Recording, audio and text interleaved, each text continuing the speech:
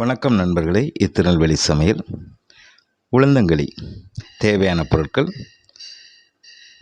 களிமாவு 1½ cup, கருப்பட்டி பொடிச்சது 1 cup, தேங்காய் துருவல் 3 ஸ்பூனு, நல்லெண்ணெய் 100 மில்லி, சுக்கு, ஏலக்காய் தேவையான சிறிதளவு.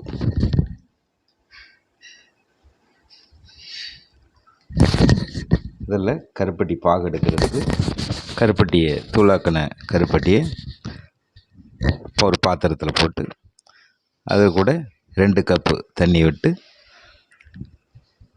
அது பாகு ரெடி பண்ணணும்.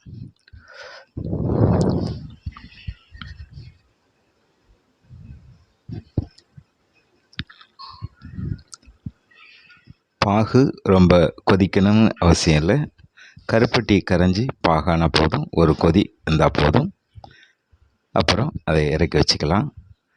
அதை வடிகட்டி ஒரு பாத்திரத்தில் எடுத்து வச்சுக்கலாம். மீண்டும் அதே பாத்திரத்தில் அந்த வடிகட்டின பாகை ஊற்றி அதன் கூட தேங்காய் துருவல் போட்டு, ஏலக்காய், சுக்கு பொடி பண்ணி வச்சதை போட்டு அதோடு சேர்ந்து இந்த 100 மில்லி நல்லெண்ணெயில் பாதி அளவு ஊற்றிக்கணும். அதன் பிறகு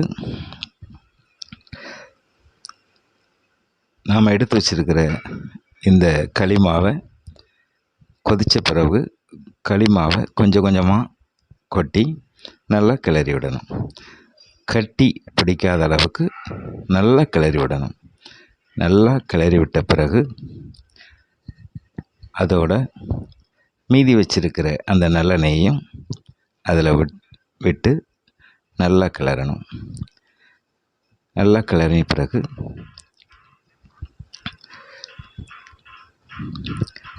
அது களி வெந்துருச்சான்னு தெரியறதுக்கு இந்த தண்ணியில் கை வச்சு அந்த மாவில் கையை வச்சோம்னா ஒட்டாமல் வரணும். ஒட்டாமல் வந்தால் களி ரெடி ஆயிடுச்சுன்னு அர்த்தம். மேற்கொண்டு 1 நிமிஷம் அதை மூடி போட்டு மூடி வச்சுருப்போம். பிற்பாடு இறக்கி வச்சுருவோம். மிச்சம் இருக்கிற அந்த எண்ணெயிலையும் அதோடு மிக்ஸ் பண்ணி நல்லா கலந்து விட்டுடலாம். இப்போ சுவையான உளுந்தங்களி தயார். உங்களுக்கு இந்த வீடியோ பிடிச்சிருந்தா லைக் பண்ணுங்கள், ஷேர் பண்ணுங்கள், சப்ஸ்கிரைப் பண்ணுங்கள். வணக்கம்.